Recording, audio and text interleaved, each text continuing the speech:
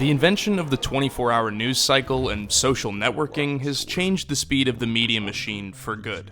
Every story gets half a second of airtime before getting overtaken by the next headline in your feed, and if you aren't checking a screen near you at least somewhat frequently, you're going to be out of the loop a lot faster than you realize. Now, this shift and its effect on society is its own discussion, but one of the unintended consequences of this structure is that it's easier than ever to let controversy just pass you over. All you have to do is sit still and wait for a bigger fish to swim by. If they're lucky, a goofy example like Urban Meyer gets the benefit, but in a more cynical sense, that process can absolutely be manipulated if you can pull the right strings. Sometimes, the biggest stories are the ones you don't hear at all, because in the end, money decides who gets to hold the microphone. In the case of the NFL, money literally decides who gets to hold the microphone. So let's talk about that. Not Goodell specifically, but the things he and the greater NFL work to keep in the shadows, because for as ugly as the league's history in the public eye has been, it should get a lot worse. Whether or not it actually does is a matter that might remain in the air forever. Now, I'm being vague, of course, but before we get into the specifics that might get this video demonetized or otherwise censored, I'd like to quickly thank Manscaped for supporting this channel. Manscaped is the leading name in the men's grooming industry, and anyone that's used their products knows that's for good reason. If you personally haven't, I highly recommend taking a look at the Perfect Package 4.0, including the Lawnmower 4.0 trimmer that comes cordless, waterproof, and equipped with an LED to light the way. It comes alongside the Crop Preserver and Crop Reviver deodorant and toner, and bonus gifts of the Shed Travel Bag and Anti-Chafing Boxer Briefs, so literally every base is already covered for you. I've used and can vouch for just about everything Manscaped has ever put out, and I seriously can't imagine my hygiene routine without them at this point. So if you're looking to take your game to the next level, head to manscaped.com and use code SETTHEEDGE to get 20% off, plus those free gifts, plus free international shipping. Again, that's code SETTHEEDGE at checkout to get a discount, free stuff, free shipping, everything good at manscaped.com. So a huge thank you again to Manscaped, and now let's get back to a whole lot of bad. And we celebrate as NFL dreams come true. So it sounds like you're ready. Are you ready? For all the malaise that Roger Goodell generates and deserves for his own actions, the fact is he's an employee of the NFL's billionaire owners to divert the sights of the press. It's an easy fact to have slip your mind, considering his annual salary is reportedly $63 million, but it's a fact nonetheless. Goodell, who is the face of the shield, uses his face as a shield, taking up every inch of your TV screen when disaster strikes so that his owners don't actually have to face the music. Speaking of shields, you may have heard the phrase, "protect the shield," more than a few times in the past. It's one that's echoed throughout the early years of Roger Goodell's time as NFL commissioner, when he moved with a swift and iron fist to condemn players that broke the law or otherwise served to tarnish the league's image in the public eye.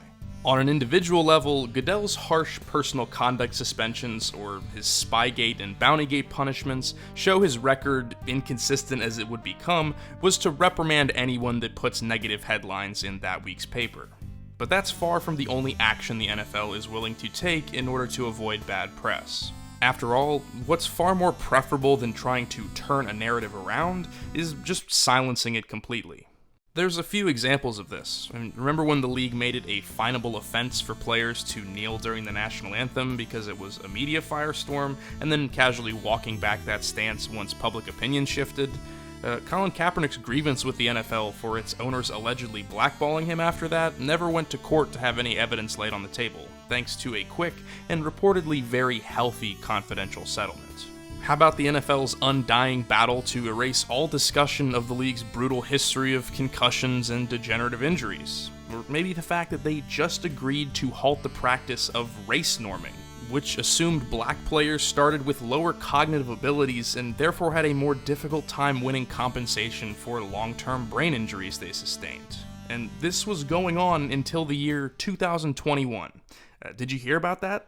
Sounds like a lot more than I can unpack right now, obviously, nor do I really have the stomach for it, but it's certainly rung true throughout decades now that the NFL will snuff out any flicker of negative press it can. Only a complete and total gas explosion will get you anything that resembles a public apology.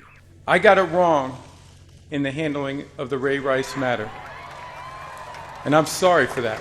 Now, the NFL is tasked with possibly its greatest PR challenge to date. Something that, if made public, wouldn't really be a gas explosion. More like, you remember that time Bane caved in Heinz Field? Of course, I'm talking about the investigation into the workplace culture of the Washington football team, which has been described as toxic, hostile, and unprofessional for years, especially towards women. Allegations of sexual harassment have been a core and all too common component of multiple independent investigations into the team as well, bringing into question a chain of command that's either indifferent or, even worse, tolerant of such abuses. That chain extends all the way up to the top with Dan Snyder, owner of the team since 1999. A shameless plug if you want to see how bad things have been for the entirety of his ownership, but we'll just be discussing his specific role in the investigation for the purpose of this video. Something that has been brought to wider attention is the log of over 650,000 emails sent to and from former Washington football team executive Bruce Allen, examined as part of this investigation and remaining confidential apart from a select few that have been leaked. Now, I want to emphasize the investigation I'm talking about was done internally, meaning by the NFL. Apart from emails being leaked, we as the public don't get to see anything the league doesn't explicitly want us to see, which, from their perspective, is ideally nothing. Upon this investigation's conclusion in the summer of 2021, no written report was made of any findings. Instead, a verbal presentation was given to the NFL's top executives, including Goodell. Now, that alone is unusual for just about all standard practice for something as serious as this. So, after returning from those closed doors, what were the league actions taken following this investigation? Well, a $10 million fine, which sounds like a lot until you realize that the team is worth $4.2 billion, and also a temporary, basically voluntary leave for Dan Snyder as owner, who gracefully stepped away by handing his day-to-day powers to his wife, Tanya, who was just coincidentally named co-CEO of the team that week. I do think he's been held accountable for. I think the organization has been held accountable for, and I think we did an unprecedented fine. Dan Snyder has not been involved with the organization for now almost 4 months. These measures were immediately viewed as limp and laughable, but they certainly make sense given under no circumstances do the NFL's ring of owners want to set a precedent of real repercussions, or actually forcing an owner out of power. This was just a gesture to get people to stop talking about the scandal. For a time, people did. That is until somebody pulled it from out of the background. Significant news on Monday, which broke during Monday Night Football. John Gruden resigned after the New York Times reported he frequently used misogynistic and anti-gay language in numerous emails before he was hired as coach of the Raiders in 2018.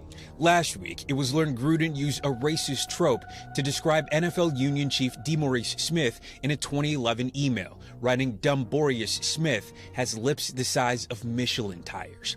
Then the floodgates opened last night with a New York Times report detailing even more troubling emails showing Gruden using offensive language to insult NFL Commissioner Roger Goodell, also calling the league's first openly gay player Michael Sam a queer.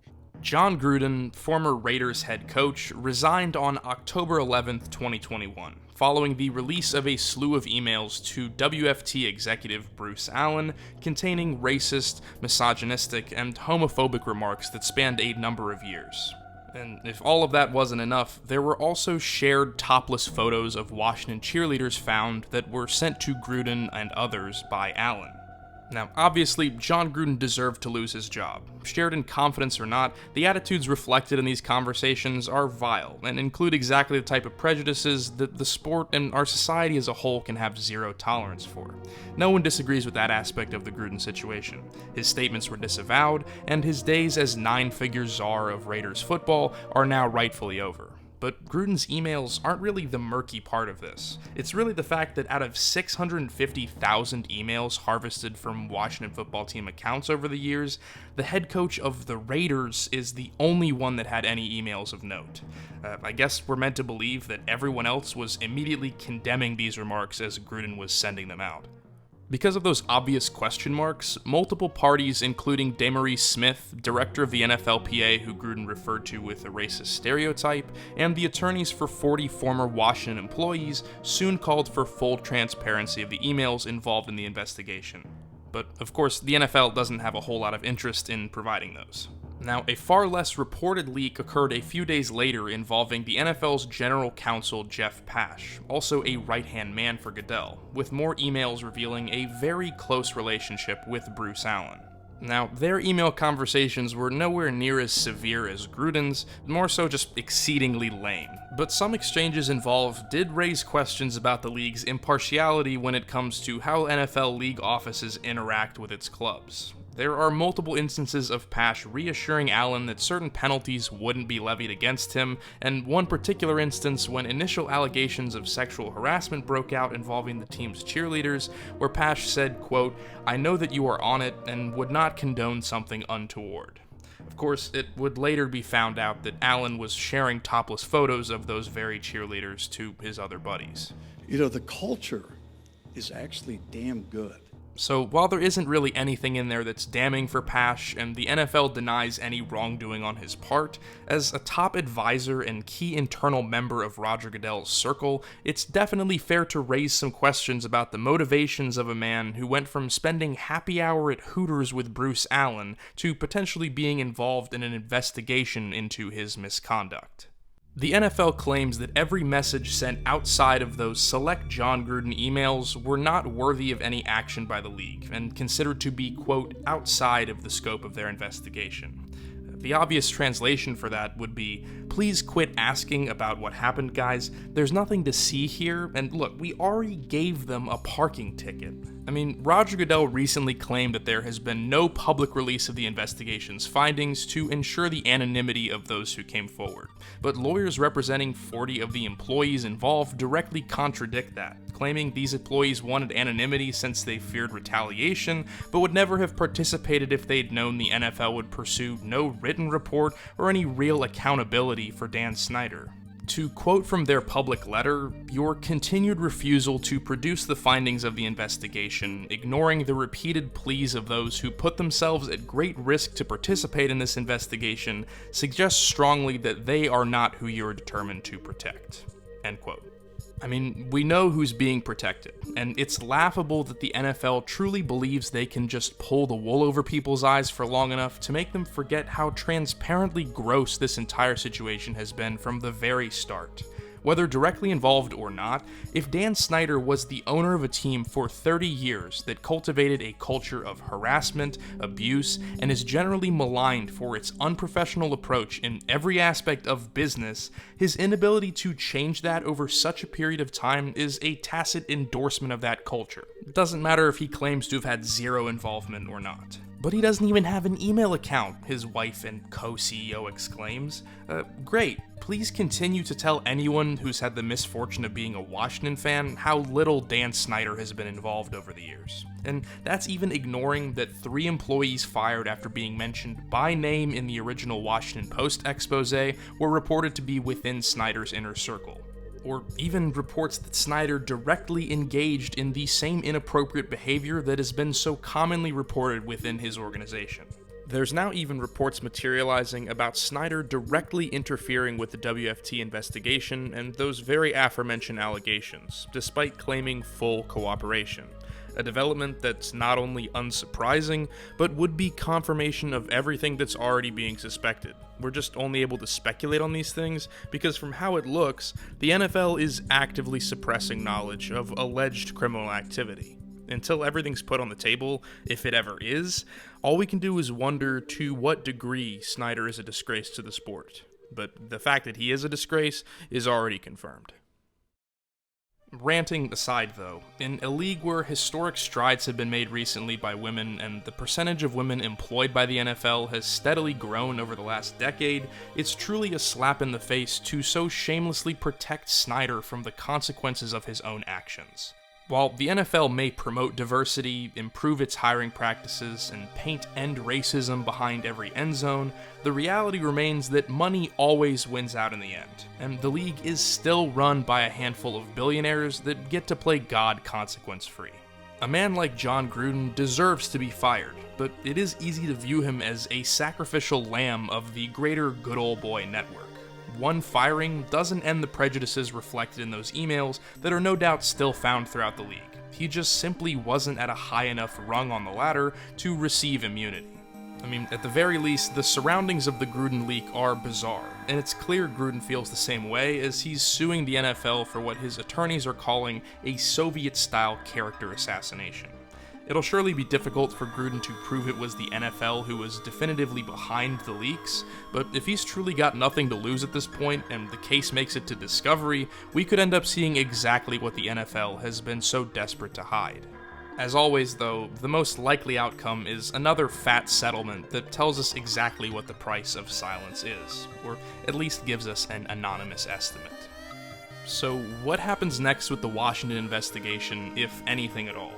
Well, since the league has played, trust me, I'm really not hiding anything behind my back, with every aspect of this situation so far, Congress is now involved, with the House Oversight and Reform Committee requesting full cooperation from the NFL and documents related to the investigation.